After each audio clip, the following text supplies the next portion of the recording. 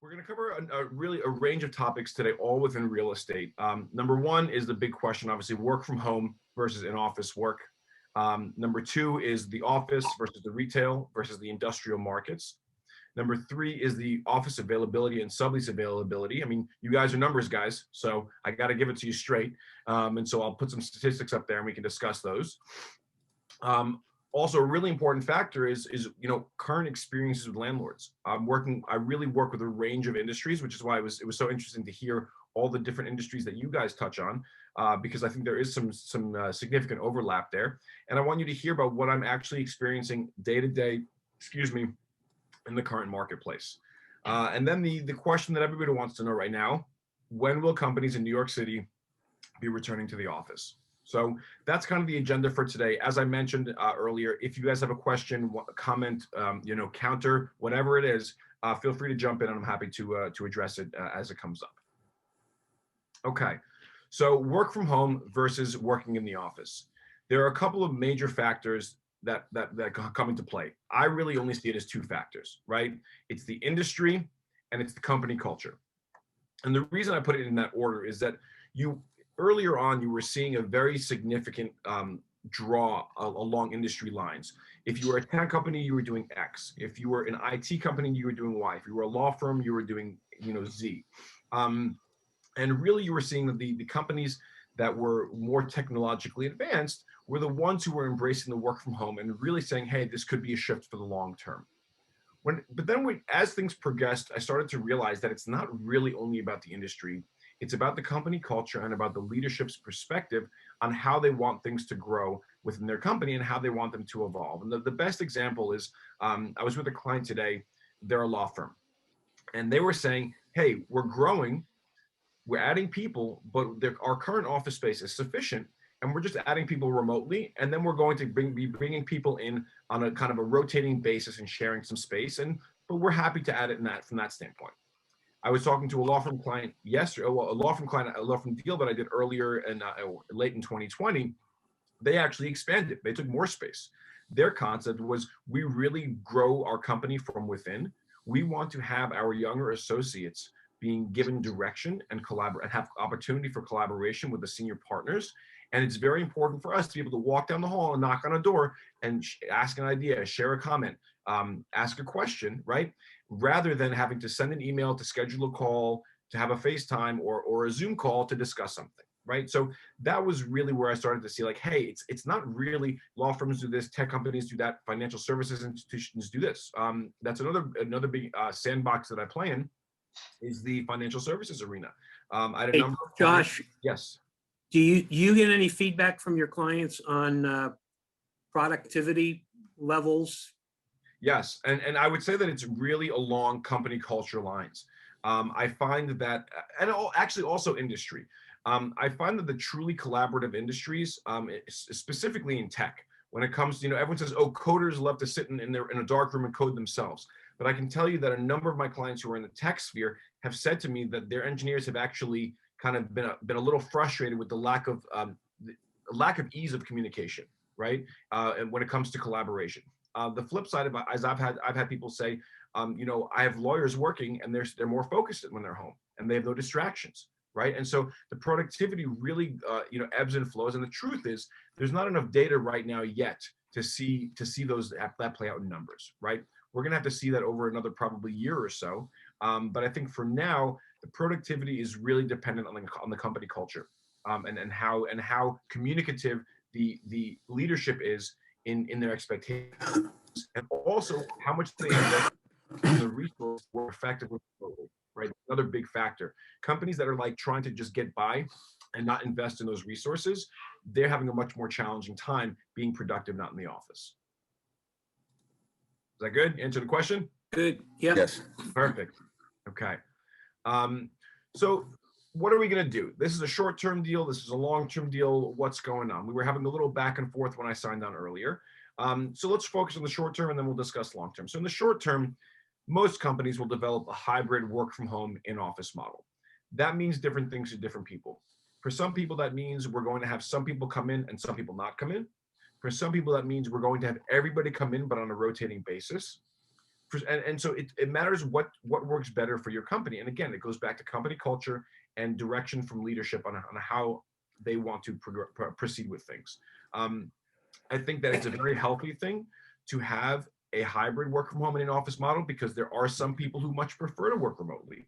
There are some people who much prefer to work in the office. Now, there have been a lot of discussions about, let's say there was a promotion available within the company.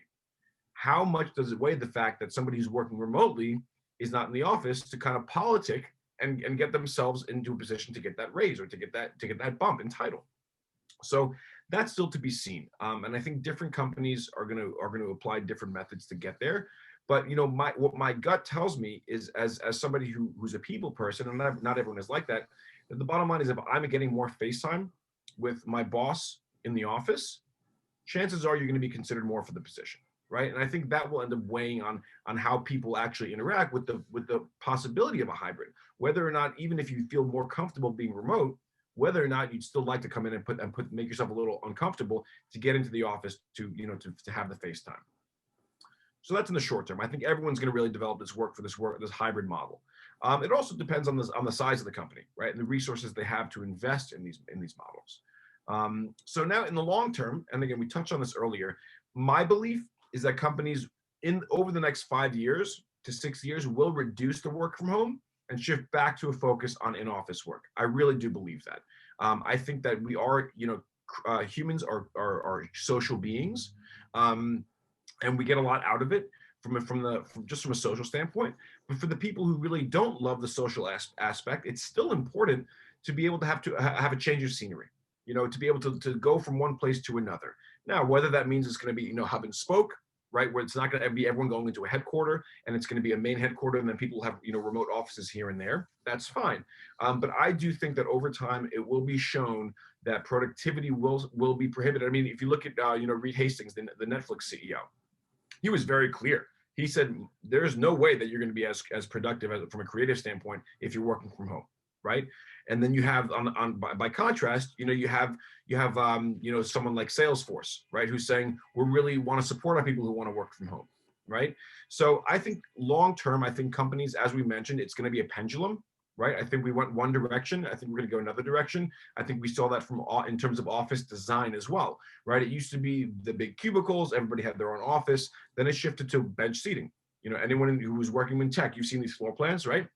You're shoulder to shoulder, and everyone said that's going to be productive. That's going to be, help creativity. That's going to help, people working together and shifting ideas back and forth. Now we're seeing that people are actually frustrated with that because they don't have any personal space.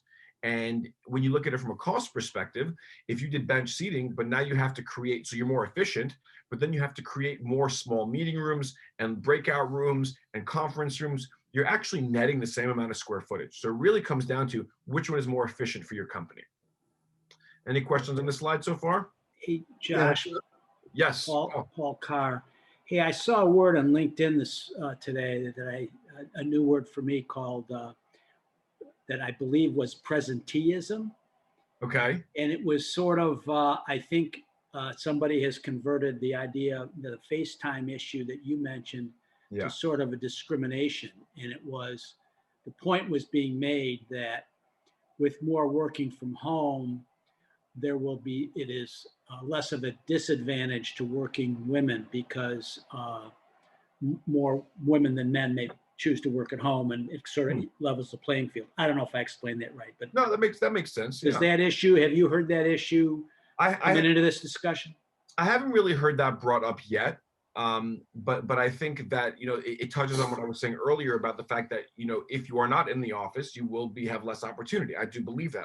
I think that inherently in that explanation is a kind of a unique perspective that there's an assumption that women will be working more from home, and we don't know if that's true, right? And inherently that's an assumption. And I think that maybe maybe the women would prefer to go to the office. We don't know that. But I think that it's going to be very difficult to monitor that, and it's going to be very difficult to have metrics that are going to say you're going to be treated equally, because what does treated equally mean in terms of productivity, right? And I think it's a good point, though. I think there will be liability there. I think there will be an entire new HR handbook on how to interact with that.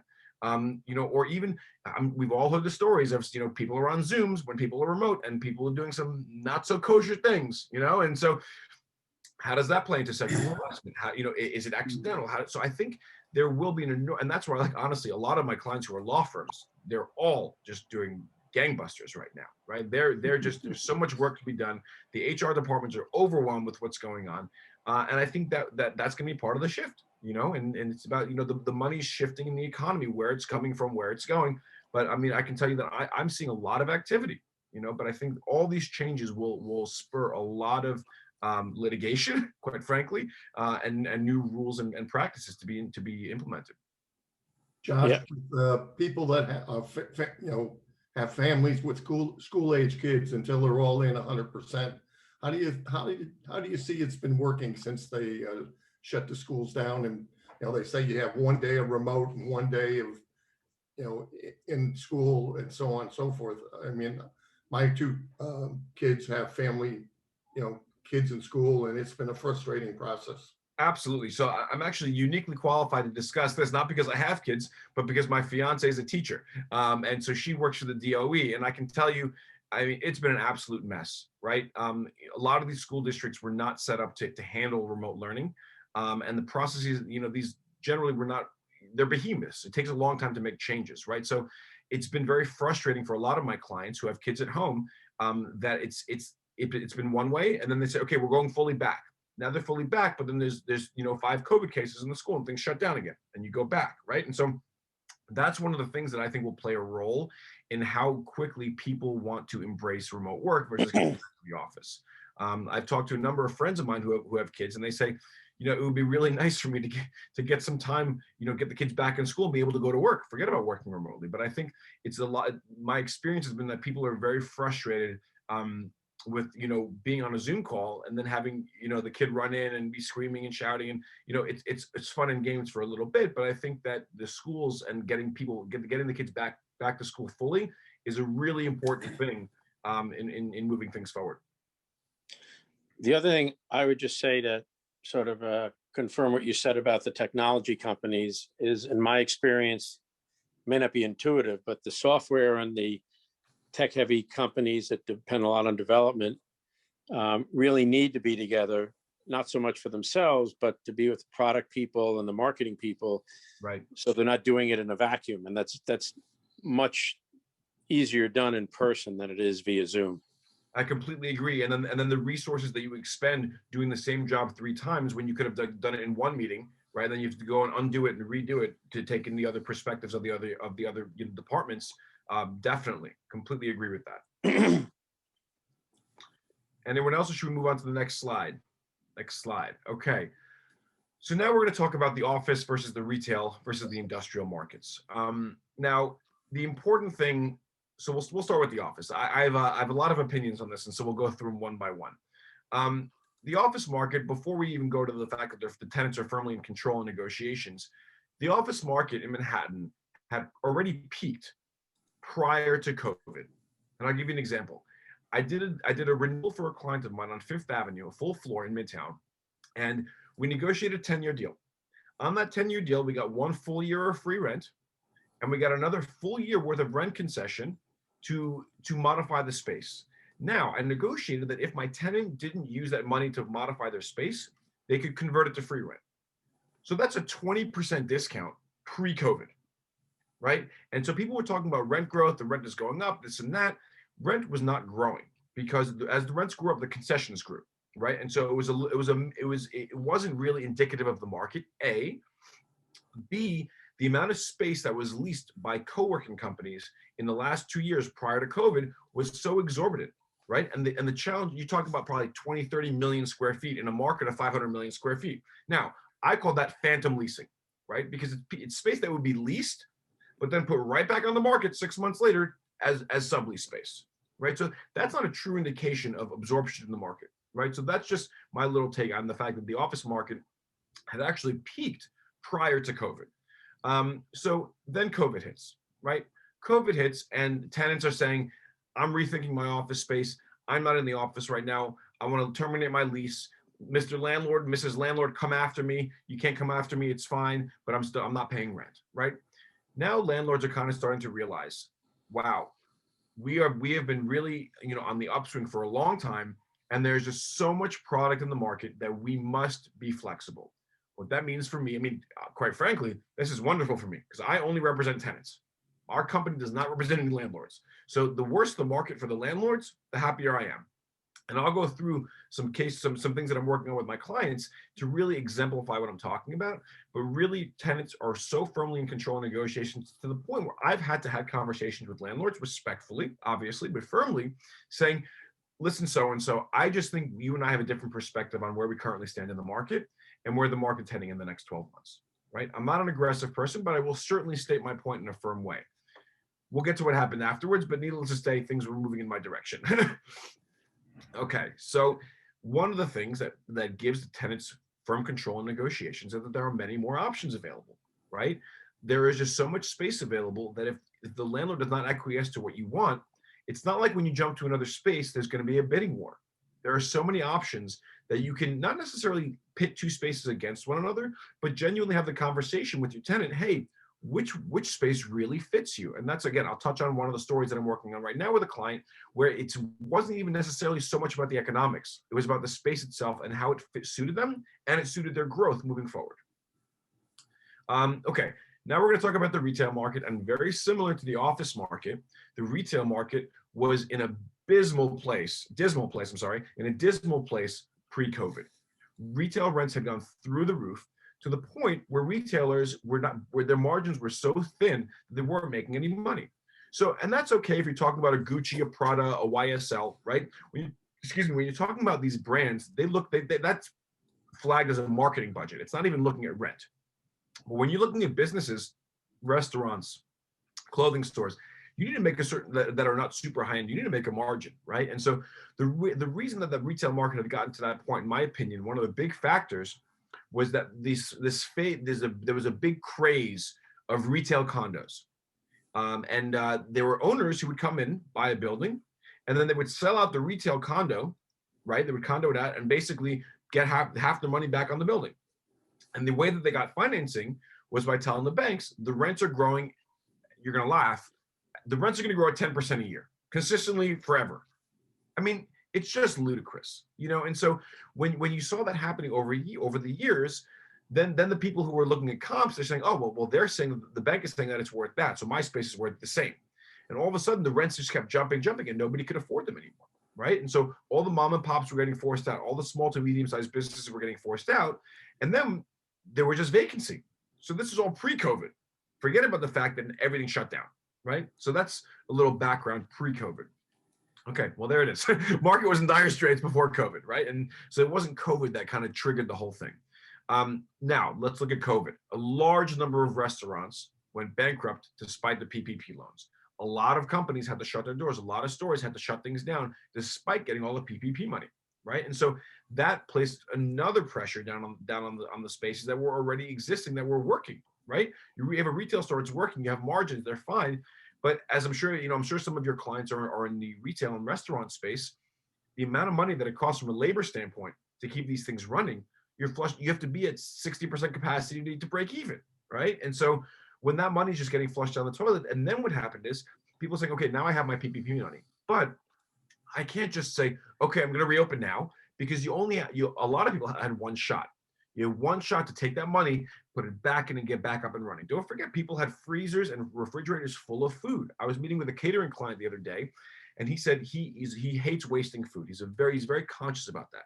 And he said, it was brutal. I went into my freezer, and the stuff that had been over a year old, you just had to throw it out. And he said, we didn't expect it to last this long.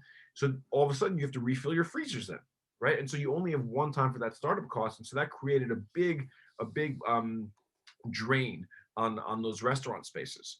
So now, as a result, landlords are way more flexible on pricing and other terms than we've seen in at least 10 years. And it's really getting to a point where if you're a tenant or a company that has good financials and a solid business model, you can really work things into a lease outside of the economics. The economics are one thing, but flexibility, adding a termination clause into your lease. Let's say theoretically you're signing a 15 or a 20-year lease, because retail generally likes to have that presence. You're investing a lot of money in that store. What if you want to put a termination clause halfway through the lease and just pay the landlord back unamortized costs of the deal, right? Landlords pre-COVID would never have addressed that, right?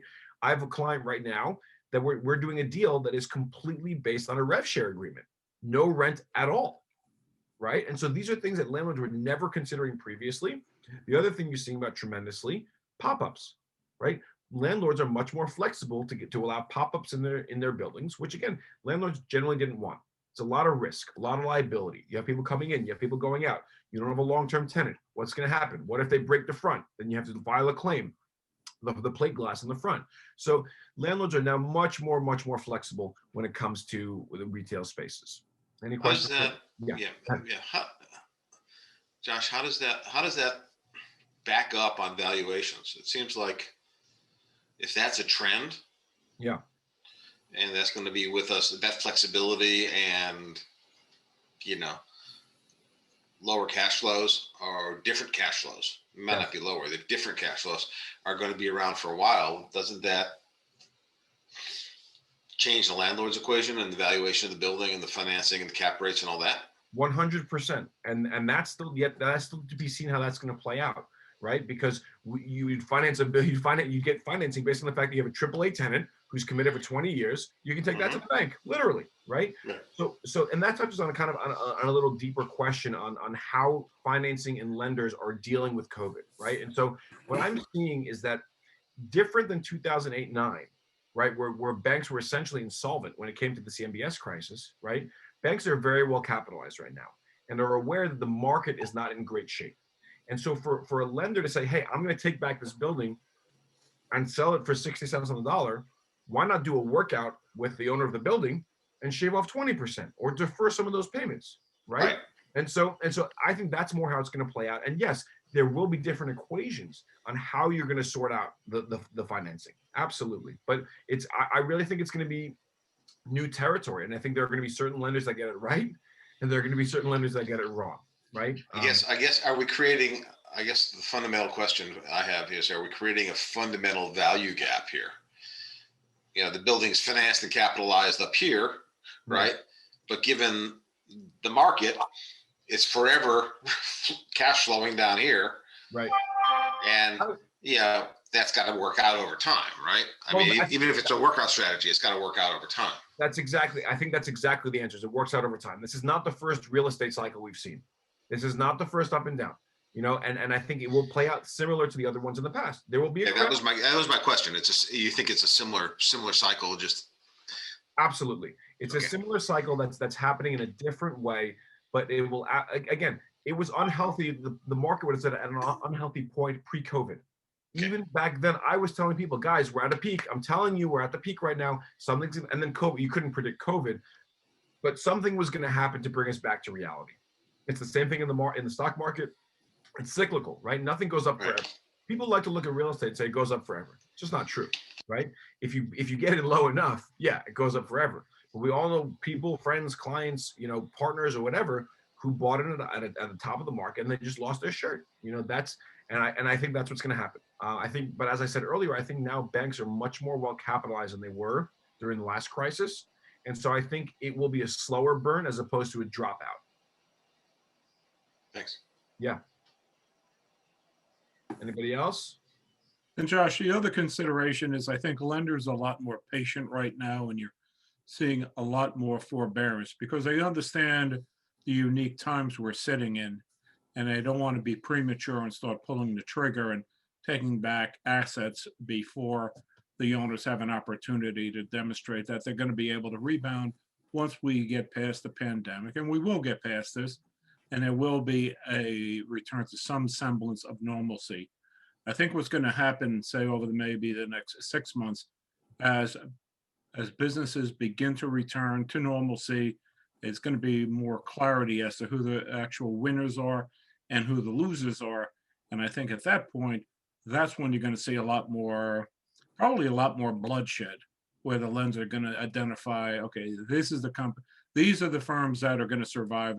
These are the firms that have just been getting by because they've been getting the stimulus, the PPP, but take all of those subsidiaries away, they just can't get it to go. So there'll be, I think there'll be a restructuring, but it'll also bring clarity to the market and it'll have a much better. Well, plus the fact that the regulators now are giving the bank some flexibility on Right. these loans that are troubled debt restructuring. Yep. Rules are on hold, I think, through the end of the year. And so once the regulatory stance changes, it's going to be a whole new ballgame, no question. Yeah, very well said. I agree with both of the things that you guys are saying. Absolutely. I think the timeline might be a little bit longer than 6 months, but I completely agree that everyone's kind of taking their time and then going to see how it plays out and who are the winners and who are the losers and who's just been skating by. Absolutely. And I think that, again, I believe that that's healthy for a market. Again, there will be losers, but there will be winners. And then guess what? Eventually it'll go down and eventually it'll go up again. So it's a question of who's best capitalized to make it through, who has the right structure of the company, who hasn't taken on too much debt, who's being realistic, and so I think it's going to be fascinating. But I agree that we're not seeing the blood in the water just yet. But we've all heard about the fund, these predatory funds that are raising billions of dollars to scoop up these assets. But I think they're not going to find much to be out there right now. I mean, right now, quite frankly, I'm involved in a fair amount of investment sales, and I mean, you're just not seeing the cap rates that are going to attract these sharks per se. That's just not out there yet. Whether it's off market deals or on market deals, you're not seeing that yet. Yeah. Okay. Next, we're going to touch on the industrial market. Now, the industrial market is, in my opinion, the only super healthy market in New York right now. I'm very active in that market as well. Thankfully, I'm busy in all these areas, so I have a decent perspective. The industrial market, in 2 words, is on fire. It's really, you're looking at the fact that Long Island City, Glendale, other parts of Queens, Brooklyn, rents for warehouse space and industrial space were probably, 5 years ago, 6 years ago, you're looking at $16-17 a foot. Now on the top end, you're looking at $28 a foot, triple net, which is ludicrous, right? Because you simply don't have the margins to support that, right? And so right now, what I'm also seeing is kind of a bifurcated market on the industrial front, right? On the one hand, you have the buildings and the plot sizes that are, up to, let's call it 25, 30,000 square feet.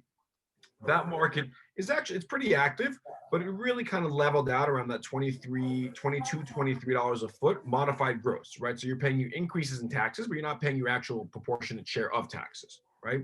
And so those numbers are still somewhat sustainable for businesses, right? But the issue is what's happened is because you have the Amazons, the FedExes, the UPSs of the world, they're coming in and they can pay $28 a foot triple net, right? That being said, though, the issue is that you have the Prologises, of the world coming in and saying, we're going to buy this and build a massive logistics center. The problem is Amazon, UPS, FedEx, a lot of them have already made their moves, right? There's not going to be that much more that they can gobble up because they're pretty much reaching their capacity. We're not fully there yet, but the issue is that the Segises and the Prologises of the world, they've come in and they've paid top dollar for buildings. And now they're trying to remarket them at $28 a foot triple net. Nobody can afford that if you're a business. I mean, you guys have clients like this. You can't afford that kind of rent. With a floating, when you're taking care of the building and a floating tax liability, you can't do that. And so I think that the market is really reaching its peak from an industrial standpoint. I don't think that really most companies can afford more than $23, $24 a foot modified gross from a leasing standpoint. And so I think that's hit its peak. I think it's going to ride that for a little bit. I don't think we're going to go down yet, but I think rents are going to plateau over there. And again, when you're talking about the market that's over 60,000 square feet, I have a client that I'm working with in that range right now, a couple of clients, it's few and far between. There's not much product out there.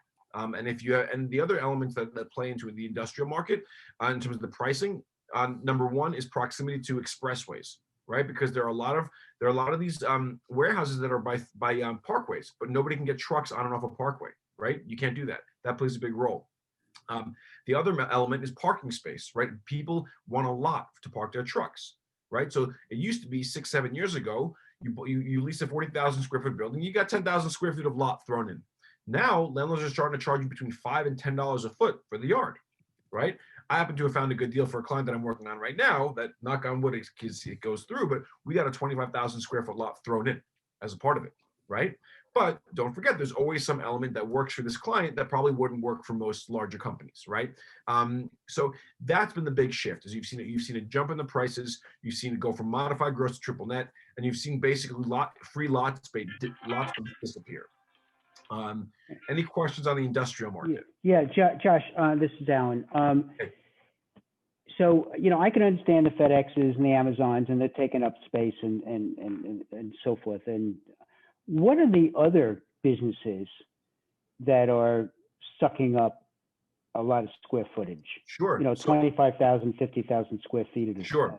Absolutely. So a lot of those companies are also distribution companies. They happen to be smaller, right? So a lot of it has to do with last mile. And don't forget, when Amazon comes to a place, a lot of companies will jump in to also service them, right? And they'll become preferred sellers or things like that, right? The other element is you have a couple of companies that they did a very interesting model actually, where they've jumped into the market to be kind of like the WeWork of warehousing, where they'll lease a 70,000 square foot block, and then they'll divide it up and do month-to-month leases at a $4 a foot premium. And so this way, if you're an Amazon seller and you can't afford a long-term lease and you don't want to take on a lot of liability, you can take that, right? And so that's what really sucked up a lot of those. I would say probably 30 to 40% of those bigger buildings were sucked up by those types of companies, who said, hey, we're gonna negotiate 18, 19 bucks a foot, and then we're gonna charge our licensees, because they don't do leases with them, we're gonna charge our licensees 24, 25 bucks a foot, right? And they make that big, right? So that was a big player in sucking up a lot of those large spaces. One of my clients is a lumber warehouse, right? They're a family business, multi-generational. They've been growing over time, and they're kind of a little bit disjointed right now. So they're looking to consolidate and put everything under one roof because the next generation is coming in, right? That's another type. The other types of businesses you're seeing a lot of movement in is in the food industry, right? You're seeing ghost kitchens, you're seeing commissaries, you're seeing, and that's kind of what a lot of people are picking up, is saying, wait, I have a restaurant, I can cook, but what if I don't have to pay rent? What if I just deliver through Seamless, right? What if I just use these food delivery apps through Grubhub, through Seamless, through Uber Eats, through Caviar, through all these things? Why am I paying rent? I would rather have a commissary space and just deliver it close by, right? And so that's the other big major factor that's a shift is food. Now, that's a whole different environment, right? Because you're talking about major power requirements. You're talking about refrigeration and freezer requirements that are off the charts. When you look at the numbers, I mean, it's astronomical how much it costs. I was working with somebody recently, a friend of mine runs a construction company, and she was giving me some numbers about what it costs to build a ghost kitchen. $190 a foot. Wow. $190 a foot with refrigeration and equipment and all that. But that's you can't even build a building for that amount of money now, and that's kind of what we're seeing. Is I had a conference call with an owner, a pretty big owner the other day, and he said, right now it's costing me more money per square foot to build the interior of a space than it cost me to buy the building. Well, granted, he bought the building, or his grandfather bought the building 75 years ago. But the point is still that construction costs are very high. So these ghost kitchens, though, it's a tremendously expensive proposition. But again, if you can get in there and then you can lower your real estate costs from a leasing standpoint, okay, maybe it works. Hey, Josh, are you active in the Meadowlands area out in Jersey? I've done some work out there. I haven't really been doing much work in New Jersey. I've been very busy in the city right now. A few years ago, I worked out there. It's very difficult to find space out there right now. Yeah, no, the industrial market there is it's on fire, as you say. Yeah, it has been for a while. Correct. It's been that way for about the last year and a half, right? At minimum, right? And now what you're seeing actually, so New Jersey legalized cannabis, right? And so medical marijuana is now coming into that market. And so all of a sudden, all these players who are waiting for the laws to pass are like, I need some warehouse space to, as a grow place, as a place to grow, right? And so people are saying they're going to pay crazy money, but listen, nobody wants to sell right now. And if you're leasing, I mean, somebody told me they're willing to sell their warehouse building for $450 a foot for warehouse, no development potential, nothing. And so the numbers are ludicrous. And so I think that's another big factor that's playing a role in the absorption in that market. But again, it's really about last mile delivery. And when you were looking about Long Island City, Brooklyn, Queens, whatever, at $18, $20 a foot, or 17, 18 a few years ago, in New Jersey it was 6, 7, 8, 9. They're willing to deal with the traffic. They're willing to deal with the accidents on the bridge that are going to delay deliveries by 4 hours. So Josh, here's a question. So Amazon a few years ago, maybe 2.5, 3 years ago, I don't even know anymore. I mean, they would have come into New York and taken an enormous amount of space in Long Island City. We all know that. And then they backed out, right, because of the, all the uproar of AOC and everybody and others. So have they mostly come back now? Are they almost? Where are they in terms of? I love that question. I feel like I almost told you to feed it to me because I love this question. Okay, I love this question because Amazon is here anyways. Okay, we didn't need to give them anything. Okay, Amazon wants to be here like most companies want to be in New York because it's a place of intellectual capital. Period. All these incentives, guess what? Okay, they were going to do a big thing in Long Island City. Guess what? Instead, they built 1 million square feet on Staten Island. They still leased another 2 million square feet of warehouse space between Long Island City, Queens, and the Bronx. And they've also signed 1.5 million square feet of office space commitments. So that whole thing was a big game to try and get tax incentives, right? And they didn't get them, and guess what? They're still here. And again, that's not going to be the same for every company. But to your point, exactly, yes, there's a big stink about it, but guess what? They're here anyways. I hope that answered that question. But I love that question because, it's sometimes surprising to me that people get so. It's a negotiation tactic. Come on, we're all in business. We know. Yeah. Okay. Any other questions on industrial? Yeah. By the way, Josh, we're starting to run a little short on time, so I don't know when you're planning on finishing. All right, I'm gonna move it along. Okay, let's keep moving. Okay. Sorry, guys. Office versus sublease availability. Here's some numbers, right? Vacant square footage, 67.5 million square feet are available right now of office space. The market is 500 million square feet, give or take, right? Sublease available, just over 24 million square feet. Obviously, the sublease availability puts downward pressure on direct rents, because those companies are willing to take a haircut and write it off as a loss, right? And then that puts pressure on the direct rents. The current vacancy rate is 14%, right? Now, how does that look? What does that mean? If you look at the 10-year average, 9.5%. So that's real numbers, right? Real numbers. Okay. Current experiences with landlords. I'll move through these relatively quickly because I don't want to hold you guys past time. Fashion film company. This was a landlord who thought that he had control, right? I represent this client. We're negotiating a good deal. Client says, hey, I'm comfortable with my business. I want to commit to a 10-year lease right now. I know we're in a good point in the market. Landlord says, excuse me, sorry, no, I'm only doing a 5-year deal. Market's going to be better in a few years. I don't want to commit right now. I said to my tenant, listen, as I mentioned earlier, we have options. We have plenty of options to go. Let's go look in the market. They said, sure. We went out in the market. We found a space that was a little bit bigger, a tiny bit more expensive, but was way more where they wanted to be in terms of a company. We also worked in an expansion option, and that landlord was willing to give us a 10-year deal, including an option to expand in the building. So that owner called me the other day and says, Josh, where are we at? I explained him the whole situation, and he said, wait, give me one last crack at it before you go somewhere else. And I said, so-and-so, unfortunately, you don't have a chance anymore because they found a better space, right? So this goes back to tenant being in control with a lot of options.